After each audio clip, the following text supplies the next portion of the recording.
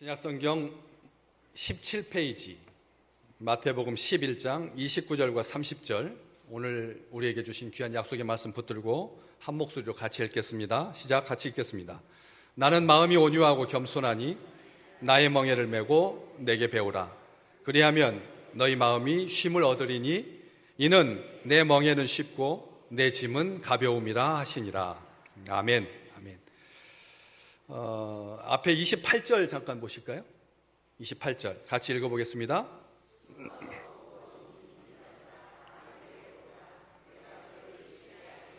아멘. 11장 28절은 우리가 잘 아는 말씀입니다. 여름휴가 떠나기 전에 꼭 읽는 말씀입니다.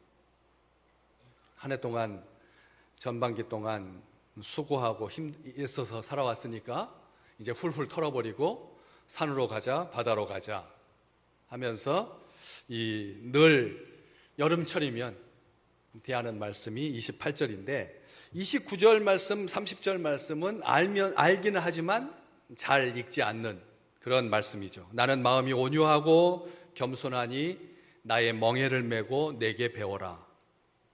그리하면 너희 마음이 쉼을 얻으리니 이는 내 멍에는 쉽고 내 짐은 가벼움이라. 우리 주님께서 해주시는 말씀인데 오늘 교사주일이거든요. 교회학교 교사주일. 제 81회 총회, 지금으로부터 한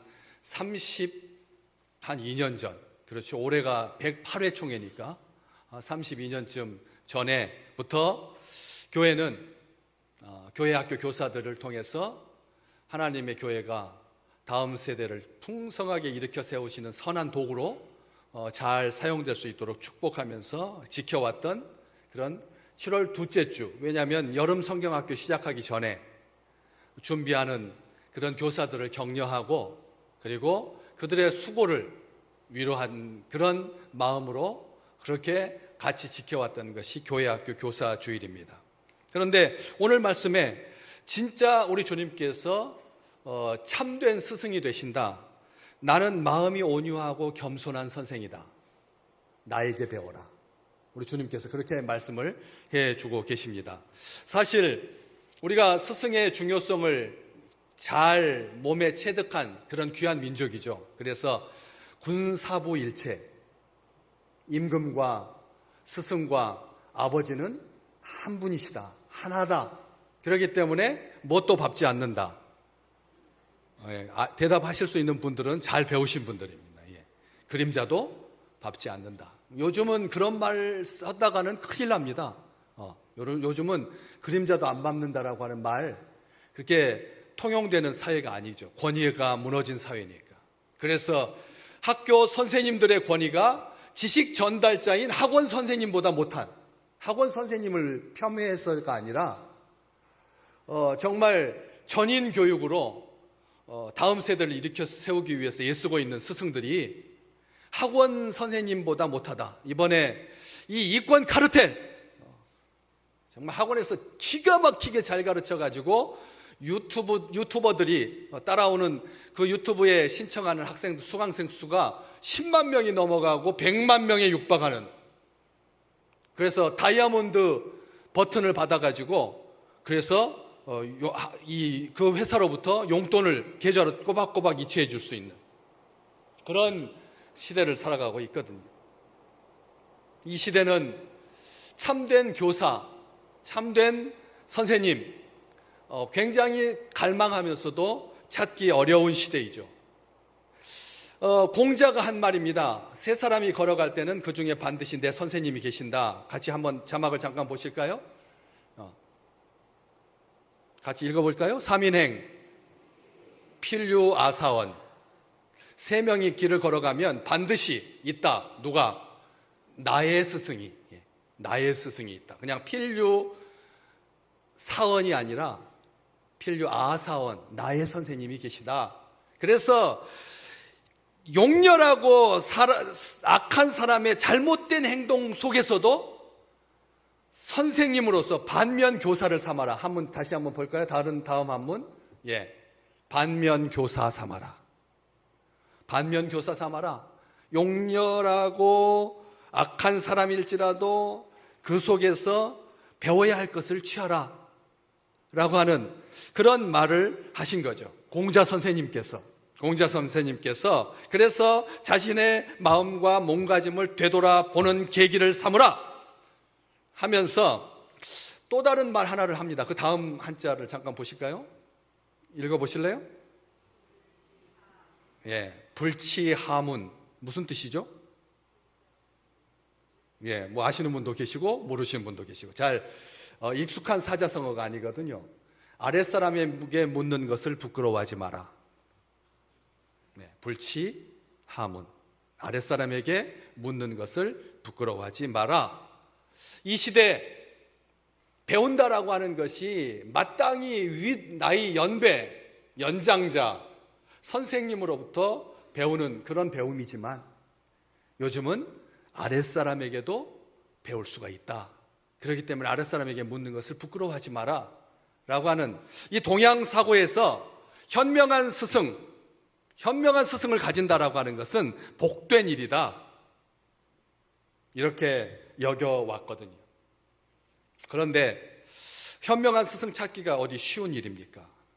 세상도 이미 참된 선생은 많으나 참된 스승이 없고 제자는 많으나 참된 제자가 없다고 하여서 학교 공교육이 이렇게 흔들리고 있는 때에 교회 학교에서 그 아이들의 영혼을 위하여서 마치 자기가 회개할 것이 있는 것처럼 정산할 것이 있는 것처럼 그렇게 수고하고 있는 그런 교사들이 있다라고 하는 것은 복된 일인데 코로나 이전에도 한국의 교회 학교가 얼마나 어려웠었는데 코로나를 겪으면서 더 어려워진 상황 속에서 오늘 또다시 교회 학교 교사주의를 맡고 있는 것이죠. 요즘 초등학교 고학년 아이들은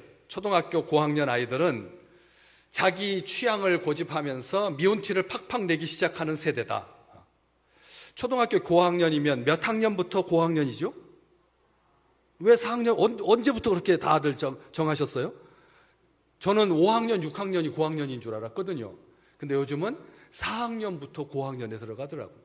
4학년만 돼도, 10살만 돼도 자기 고집이 있다는 거예요. 자기 취향이 있어서 그래서 나는 브로콜리 안 먹는다는 거예요. 내 식탁에는 파가 올라와서는 안 된다는 거예요. 내 식탁에는 오이를 먹을 수가 없다는 거예요. 그러니까 부모가 헤아려서 아이들이 좋아하는 거 소시지 줘야 되고 아이들이 좋아하는 것으로 줘야 된다. 스팸을 먹여야 된다. 이런 아이들인데 그 아이들을 위해서 기도하고 있는 교사들이 얼마나 힘들겠습니까? 또 들어보셨겠지만 검은 마스크를 쓰고 검은 옷을 입기를 좋아하는 세대가 있습니다. 몇 학년? 중학생들. 우리들은 그들을 외계인이라고 부릅니다. 외계인이라고 불러요. 검은 마스크 쓰고 검은 옷 좋아하는 아이들 보니까 중학생들, 고등학생들 할 것 없이 다 까만색만 입고 다녀요. 어쩌면 이럴까 싶을 만큼 까만색을 좋아하는 까만색 마이크 쓰고 게다가 교회 와가지고 핸드폰만 바라보고 있는 핸드폰만 보고 있는 만약 예배 드리기 위해서 핸드폰을 제출해라 그러면 교회 안 나오는 이제는 군인들도 일과 시간에 핸드폰을 사용할 수 있게 하자 이런 시대가 되었는데 그래서 그런 아이들 가르치는 교회 학교 교사들 얼마나 위대한 선생님들입니까? 또 고등학교 3학년들 입시를 앞두고 비위를 맞춰줘야 하는 상전 중에 상전 고3 학생들 부모도 감당하지를 못하는 거예요. 부모도 감당하지 못하는데 그런 고3 학생들을 위해서 기도하고 그리고 그들을 위해서 수고를 마다하지 않는 교사들 정말 교회 학교 교사라고 하는 것은 보통 사람들이 감당할 수 없는 그 길을 가는 사람들이다라고 하는 것이죠. 그런데 이 교회 학교 교사들에 대해서 중요한 단서를 하나 발견하게 되는데 고린도 교회가 분열과 다툼이 너무 심해서 바울이 왜 고린도 교회가 이렇게까지 나눠졌을까? 왜 바울파, 게바파, 아볼로파, 그리스도파, 예수파 이렇게 나눠졌을까? 도대체가 예수파라고 하는 파가 왜 필요가 했을까? 바울파도 있고 게바파, 베드로파도 있고 아볼로파도 있는데 이 3대 파면은 완전한 파벌일 텐데 왜 예수님이라고 하는 파벌을 지어가지고 예수님께 욕먹게 했을까? 도대체 다른 파로는 이길 수가 없으니까 예수라고 하는 이름만 딱 걸머쥐면 다른 파들이 순종할 줄 알고 이름을 예수파라고 정해가지고 교회를 시끄럽게 했던 그런 사람들이 있었던 그런 상황을 바울이 분석하면서 이렇게 진단을 합니다. 고린도전서 4장 15절 교회 안에 1만 스승이 있으되 아버지는 많지 않기 때문입니다. 바울이 진단한 겁니다. 그리스도 안에서 고린도 교회에 몇 명의 선생님들이 계셨다고요? 1만 명의 스승이 있다. 과장법입니다. 그렇지만 이것은 과장법 아닙니다. 모든 세대 모든 사람이 그리스도 안에서 스승이라는 뜻입니다. 그리스도 안에서 스승이라는 뜻이죠. 잘 기억하셔야 됩니다. 우리가 아까 아랫사람에게 묻는 것을 부끄러워하지 마라 한 문자가 뭐라고요? 기억이 안 나시죠? 옛날 이야기니까. 지난주 이야기니까. 예. 불치하문. 어린아이에게서도 배우니까 교회는 다 1만 스승이라는 겁니다. 나이 드신 분에게도 배우고 동료들에게도 배우고 아랫사람에게도 배우는 그렇게 스승이 많은데 왜 교회가 이렇게 분란이 있고 이렇게 다툼이 많을까? 바울이 말하기를 아버지가 없기 때문이다. 이 말은 무슨 뜻입니까? 육신을 가진 아버지, 육의 아버지를 말하는 게 아닙니다. 다시 말하면 무슨 뜻입니까? 아버지의 심정으로 가르치는 사람이 없기 때문에 고린도 교회는 그렇게 문제와 말썽이 많았다고. 아버지와 같은 선생님, 아버지의 심정으로 그렇게 제자들을 양육하는 참된 스승, 온전하신 스승, 우리 주님이 바로 그 선생님이다. 내가 바로 그 선생이다. 아버지와 같은 선생입니다. 요한복음 13장 13절 너희가 나를 선생이라 또는 주라 하니 너희 말이 옳도다. 내가 그러하다. 여기에서 나는 선생이고 주라고 했습니다. 주. 바로 주님이 우리 주님이 선생님이시고 선생님이신 주님이 아버지와 같이 우리를 보살피신다. 내가 바로 그렇다. 이렇게 말하는데 왜 우리 주님께서 자기를 스승이라고 자처하셨을까? 주가 더 앞에 나와야 되잖아요. 너희가 나를 주라 그리고 선생이라 하니 이렇게 말해도 되잖아요. 그런데도 왜 선생을 앞에다 두었을까요? 그가 가르치는 것이 일만 스승과 같지 않았기 때문에 그런 거죠. 마태복음 7장 29절 말씀 잠깐까지 보실까요? 우리 주님께서 가르치시는 것이 권위 있는 자와 같고 그들의 서기관과 같지 않았기 때문이라는 거죠. 우리 주님은 아버지의 심정을 가지고 가르치셨기 때문에 모세의 권좌에 앉아서 모세의 보좌에 앉아서 모세의 권위만 내세우는 서기관과 바리새인들과 같이 아니하셨던 것이죠. 그래서 손가락 하나도 움직이지 아니하는 그런 서기관과 바리새인 같지 아니하고 온전한 스승이시라는 거죠. 그 선생님이신 우리 주님께서 오늘 29절 말씀에 나의 멍에를 메고 내게 배워라 이렇게 말씀하고 계시는데 앞에 말만 없으면 우리 참된 스승이신 예수님께 배운다라고 하는 것은 믿음의 백성들이 가야 할 본분이고 사명이죠. 우리 주님께 배우는 겁니다. 주님께 배움 받고 그 가르침대로 이 세상에서 나가서 사는 건데 앞에 말 나의 멍에를 메고 라고 하는 말이 필요 없을 것 같은데 왜냐하면 주님의 멍에를 맨다라고 하는 명분은 좋은데 또 밑에 한 줄 더 밑에 30절 말씀에 내 멍에는 쉽고 내 짐은 가볍다. 우리 주님의 멍에이고 우리 주님의 짐인데 멍에와 짐은 안 졌었으면 좋겠다는 거죠. 공짜로 배웠으면 좋겠다. 내 짐 없이 주님의 짐, 주님의 멍에 안 메고 그냥 배우면 좋겠다라고 하는 생각을 하게 된다라고 하는 것이 아무리 주님의 짐이라도 아무리 주님의 멍에라도 쉽고 가벼워도 우리는 부담스럽다는 거예요. 그런데 오늘 주님의 멍에와 주님의 짐을 지지 않은 채 주님께 가르침 받기 위해서 이 교회에 올라오실 수 있으셨습니까? 어떠세요? 주님께 가르침 받기 위해서 주회전에 올라왔는데 주님의 발 아래 앉아서 주님의 말씀을 듣는데 멍에와 짐 없이 오실 수 있으셨느냐는 거죠. 많은 사람들이 그렇게 멍에와 짐 없는 삶을 추구합니다. 하지만 내 계획과 욕심으로 지고 있는 짐은 우리의 삶을 피곤하게 할 뿐인 것이죠. 왜냐하면 어떻게 금방 할 수가 있습니다. 내 멍에를 메고 내게 배워라. 그리하면 너희 마음이 쉼을 얻으리니. 내 멍에와 내 짐을 메지 않으면 내 멍에를 메게, 자기 자신의 멍에를 메고 자신의 짐을 지게 되어서 제 딴에는 훨씬 더 쉬울 것 같은데, 주님의 멍에는 인류의 구원을 위해서 지시는 십자가의 길이었고 고난의 길이었기 때문에 주님의 멍에와 주님의 짐은 될 수 있으면 안 메고 내 멍에 내 짐 가지고 해결하려고 했는데, 그게 결국은 사람들을 쉬지 못하게 하고 피곤하게 하더라는 거죠. 참 아이러니죠. 주님의 멍에는 사실 우리가 질 수 있는 멍에가 아닌 거죠. 주님의 짐도 마찬가지고. 왜냐하면 우리 주님도 그 짐 지기 힘드셔서 아버지께 간절히 기도했거든요. 아버지, 이 고난의 잔을 마시지 않았으면 좋겠습니다. 이 멍에 이 짐 제가 좀 피해 갈 수 있는 길이 없을까요? 그렇지만 제 뜻대로 마시고 아버지의 뜻대로 되기를 원합니다. 그렇게 힘든 짐, 힘든 멍에였거든요. 그런데 그런 짐인데, 그런 멍에인데 우리가 어떻게 질 수가 있다는 말입니까? 우리 땅에서 짐, 소를, 말을, 우리가 익숙하게 집에서 가축으로 키웠던 소에 지 멋대로 날뛰지 못하도록 하는 장치가 두 가지가 있는데, 코를 뚫은 콧뚜레, 그리고 짐을 실어 나르기 위해서 어깨 위에다가 다 걸쳐 놓는 멍에, 이게 두 가지가 자기 멋대로 하지 아니하도록 콧뚜레를 뚫고 멍에를 얹어서 수레를 끌고 짐을 운반할 수 있도록 하는 도구가 이 멍에이거든요. 그런데 우리나라에서는 멍에는 한 마리 소가 끌 수 있도록 하는 것이 대부분이거죠. 거의 다가.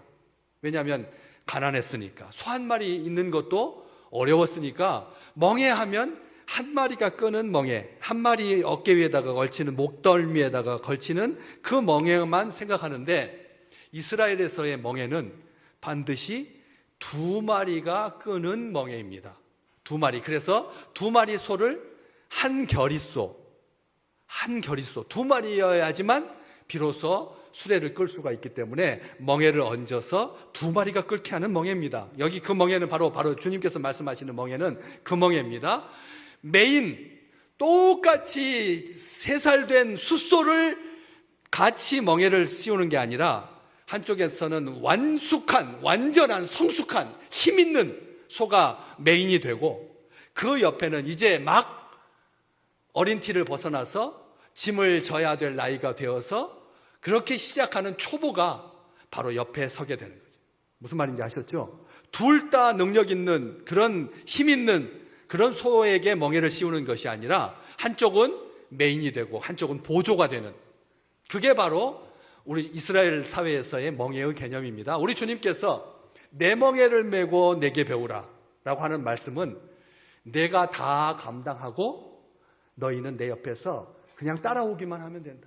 따라오기만 하면 된다는 말입니다. 무슨 말입니까? 우리 주님께서 십자가에서 무슨 최후로 하셨던 말씀? 다 이루었다. 다 이루었다. 우리 주님만이 이룰 수 있는 일이거든요. 그 멍에는 우리 주님만이 실 수 있는 짐이거든요. 그렇기 때문에 내 멍에를 메고 내게 배우라고 하는 말은, 내가 내 멍에를 감당함으로 말미암아 하나님의 영광을 얻었던 것처럼, 누렸던 것처럼, 인류를 구원했던 것처럼 우리와 함께 하시겠다라고 하는 또 다른 약속의 말씀인 겁니다. 아셔야 합니다. 주님의 멍에를 맨다고 하니까 인류 구원의 십자가를 지고 내가 어떻게 골고다 언덕으로 올라갈까? 이 고난의 십자가, 이 힘든 십자가, 이 역경의 십자가, 이 핍박, 이 박해의 십자가를 내가 어떻게 질 수 있단 말인가 해서 지레 겁먹지 말라는 거죠.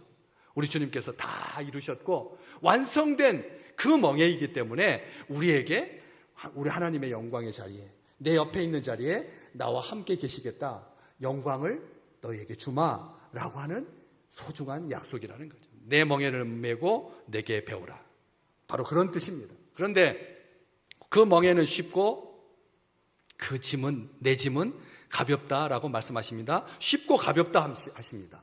쉽고 가볍다. 이 말은 설렁설렁 해도 된다는 말이 아닙니다. 왜냐하면 일단 멍에를 지는 것, 매는 것 자체가 부자유하니까. 예수의 백성이 된다라고 하는 것, 그리스도 안에서 일만 스승이 된다라고 하는 것, 이게 아무나 감당할 수 없는, 형식적일지라도 주님께서 나와 함께 계시고 주님께서 얻으셨던 그 놀라운 영광을 내가 누리게 될 것이다라고 하는 나를 향한 축복입니다. 왜?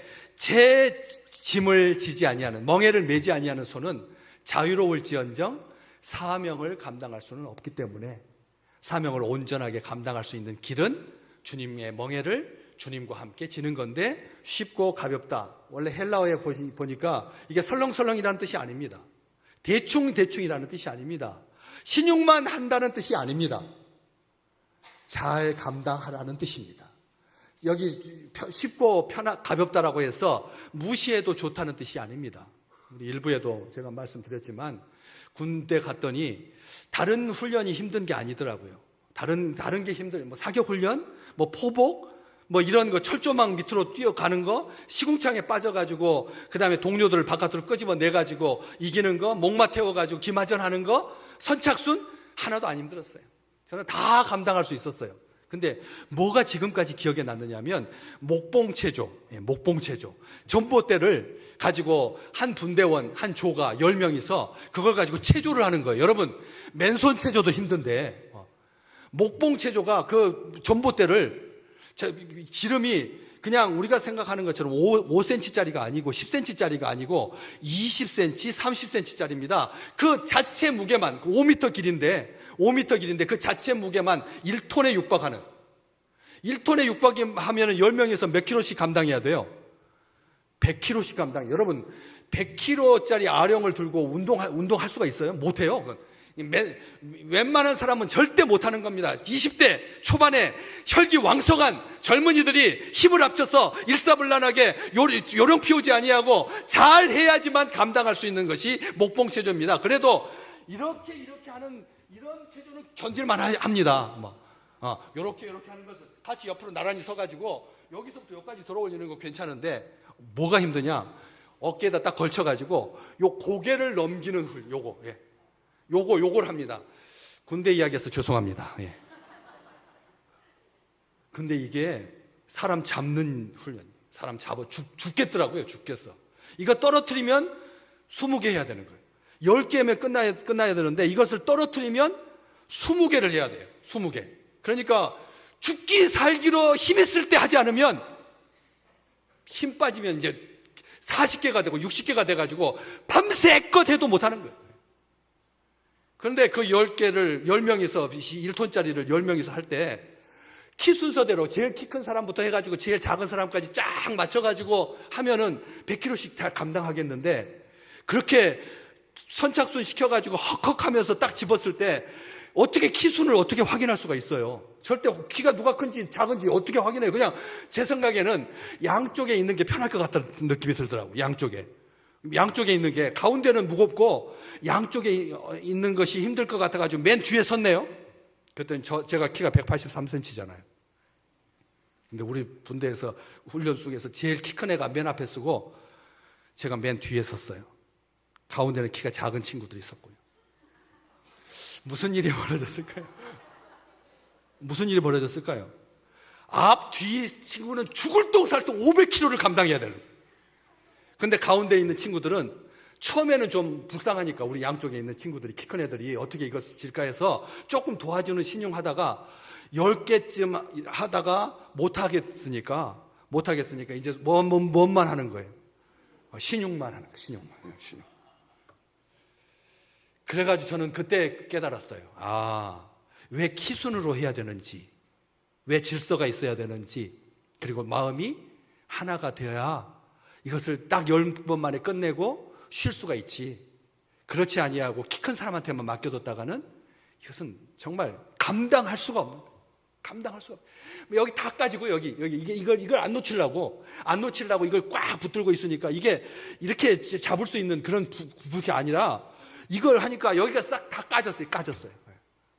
절대 놓쳐서는 안 된다 해가지고 목숨을 걸고 했는데, 가운데서 슬렁슬렁하는 친구, 나중에 생각해 봤어요. 그럼 우리가 키 큰 사람이 가운데 있고 양쪽에 작은 사람이 있으면 우리가 좀 술렁술렁해도 되지 않을까? 웬걸? 이렇게도 힘들고 저렇게도 힘들다. 저는 기억했어요. 생각해 봤어요. 이게 쉽다, 가볍다라고 하는 게 있겠나? 이 세상에 쉽고 가벼운 짐이 있겠나? 쉽고 가벼운 짐이 있겠느냐? 멍에를 매지 않는 손은 자유롭기는 하지만 장작 자신의 임무를 완수할 수 없다라고 말씀했거든요. 그런 것처럼 이 쉽고 가볍다라고 하는 말은 헬라어에서 부드럽다, 첫 번째. 두 번째는 좋다. 세 번째, 은혜스럽다. 네 번째, 안락하다. 다섯 번째, 친절하다. 이렇게 많아요. 쉽고 가볍다라고 하는 뜻이 좋다, 부드럽다, 은혜스럽다, 편하다, 친절하다. 우리 주님께서 키가 몇 센치쯤 되셨을까요? 우리 주님의 키가. 고고학적으로 그 당시에 유대인의 그 30대 초반의 그 젊은이들의 그 뼈들을 쭉 해서 평균치를 내보니까 170cm에서 75cm 정도였어요. 그러니까 우리 주님은 저보다도 한 7cm 정도가 작은 거죠. 평균 키였다면. 그런데 그 우리 주님께서 그렇게 아주 큰 키로 우락부락하게 그렇게 내 멍에를 매 이렇게 완력으로 하시는 것이 아니라 온유하고 부드럽게, 온유하고 겸손하게. 온유하고 겸손하지 않은 사람들은 어떻게 말할 수 있죠? 온유의 반대는 뭐죠? 까칠하고 거칠고 드세고. 그리고 겸손의 반대는 교만하고. 만약 우리 주님께서 그렇게 막 거칠고 아주 거만하고 했다면 우리 주님과 함께 멍에를 맨다고 하는 것 자체가 벌써 우리들께는 싫은, 혐오스러운 그런 멍에요 짐이었을 거라는 거죠. 우리 주님 얼마나 온유하고 겸손하신지요. 학생들이 기억하고 있는 고등학교 때, 중학교 때 선생님 중에서, 어렸을 때 선생님, 요즘 우리의 인생 중에 우리와 함께 했던 모든 선생님들 중에서 특별하게 기억나는 선생님, 나쁜 쪽으로 말고 좋은 쪽으로. 신창원이 선생님에 만났던 선생님은 크레파스 안 챙겨오니까, 가난해서 크레파스가 없어서 못 가져오니까 친구와 같이 쓰고 싶어서 쓰려고 할 수밖에 없는 비굴한 그런 아이한테 도둑질을 해서라도 가지고 와야지, 훔쳐서라도 가져와야지 하는 바람에 평생 훔치는 자가 되고 말았잖아요. 그렇기 때문에 좋은 선생님 만난다라고 하는 것은 귀한 일인데, 뜻밖에도 잘 가르친 선생님, 야망을 품게 하신 선생님, 아주 각별하게 나를 계속 칭찬만 해주셨던 선생님이 아니라는 거죠. 오히려 나를 기다려주고 참아주고 믿어주신 분, 기다려주고 참아주고 믿어주신 분. 인생의 좌표를 찾지 못해서 절망하고 공부의 요령을 몰라서 좌절하고 있을 때 무심코 던져주셨던 한마디. 정작 선생님은 그걸 기억하지 못하지만 나는 기억하고 있는, 그래서 소소한 행동들이 마음에 새겨져서 그 일상적인 가르침이라고 하는 것이 큰 가르침 속에 있는 일상 속에 숨어 있다라고 하는, 삶을 바꾸는 스승 만남은 거창하지도 아니하고 화려하지도 아니하고 세지도 않다. 엄마는 일찍 세상을 떠나고 혼자 남게 된, 그러니까 엄마가 세상을 떠났는데 아빠가 있는데, 아빠가 좀 건강하면 좋은데 술주정뱅이고, 알코올 중독자이고, 그래서 법원으로부터 자녀를 키울 수가 없다 해가지고 남매가 보호소 고아원에 들어갔는데 남동생이 세상을 떠나고, 영양실조로 세상을 떠나고 혼자 남게 된 이 소녀, 갑자기 눈이 보이지 않기 시작했습니다. 실명하게 되고, 그러니까 막 소리를 지르고, 그리고 날마다 자해를 해가지고 자살소동을 벌이고, 그래서 회복 불능 판정을 받고 지하 독방에 격리 수용되었습니다. 그럴 때 나이 많은 한 간호사 한 분이 이 아이를 돌보겠다고 자청을 하게 됐습니다. 그래서 날마다 먹을 거 조금 하고, 그리고 읽어줄 책, 그렇게 두 가지를 가지고 가서 먹을 것 나눠주고 책 읽어주고 기도해주고. 그런데 처음에는 이 여자아이가 담벼락처럼 반응을 하지 않았습니다. 음식도 거절했고요. 그런데 어느 날 아이가 초콜릿 하나가 없어진 거예요. 초콜릿 몇 개를 챙겨갔는데 초콜릿 하나가 없어져서 선생님이 생각했죠. 이 아이가 초콜릿을 먹고 싶어 하는구나. 그러더니 조금씩 반응을 하기 시작하고 2년째 되니까 정상 판정을 받게 되었습니다. 그래서 맹아 학교에 입학을 했고 최우등으로 졸업을 합니다. 그리고 한 신문사의 도움으로 개안 수술을 해서 볼 수 있게 되었고요. 사진 잠깐 띄워보실래요? 예. 누구시죠? 어디서 많이 듣던 선생님인가요? 낯선 선생님이죠? 헬렌 켈러의 선생님. 헬렌 켈러를 50년 동안 보살폈던 선생님. 50년간. 신문에 보지도 못하고 듣지도 못하고 말하지도 못하는 아이가 있는데 돌봐주실 분을 찾습니다 라고 하는 광고가 떴고, 앤 셜리반 선생님은 이 헬렌 켈러를 돌보기 위해서 자원하게 되었죠. 그리고 20세기의 기적이 시작되었습니다. 그리고 앤 셜리반 선생님이 2년 동안 돌봐줬던 간호사 이름은 로라라고 하는 간호사였고요. 아무것도 아니었습니다. 그냥 자그마한 친절이었죠. 음식 조금만 거고 그 다음에 책 읽어주는 것, 그리고 기도하는 것. 2년 동안 했는데 이런 20세기의 기적이 시작되었다라고 하는 것이죠. 마지막 때가 되면 사람들이 스승을 많이 둘 거다. 어떤 스승을? 디모데후서 4장 3절 4절 같이 읽어볼까요?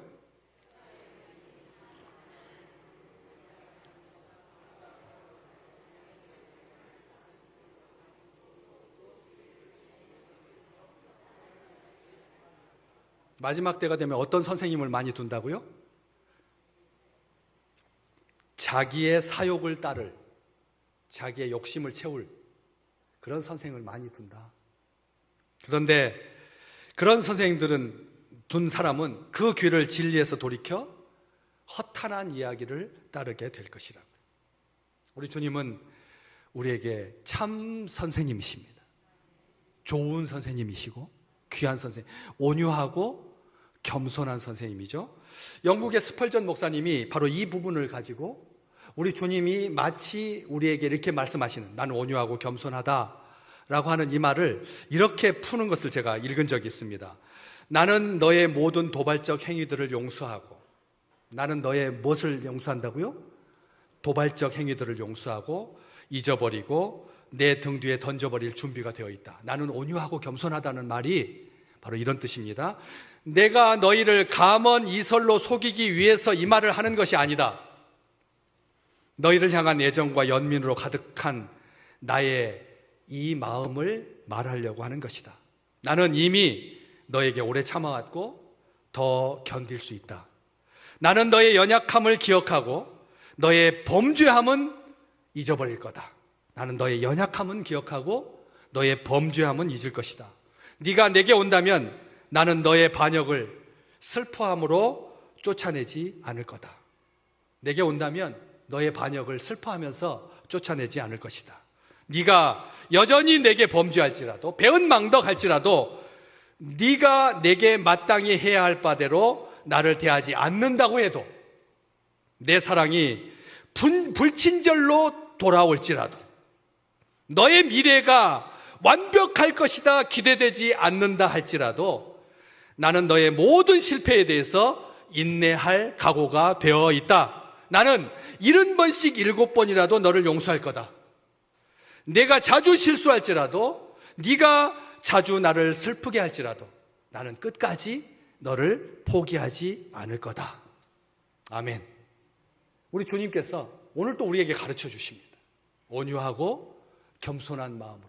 도대체 속이 경일 것 같은, 들어도 다 졸고 있고, 그 눈꺼풀이 너무나 무거워가지고 막 비에 바깥에서 비가 막 쏟아질 때는 눈이 귀가 또 열리는데 조용하면 졸리는 우리의 그 연약함을 우리 주님께서 끝까지 붙드셔서, 그래서 사명을 감당하게 하신다라고 하는 것이죠. 히브리서 5장 8절 말씀 하나만 잠깐 다시 읽어볼까요? 5장 8절 말씀, 히브리서 5장 8절 말씀 자막에 띄워주십시오. 같이 읽겠습니다.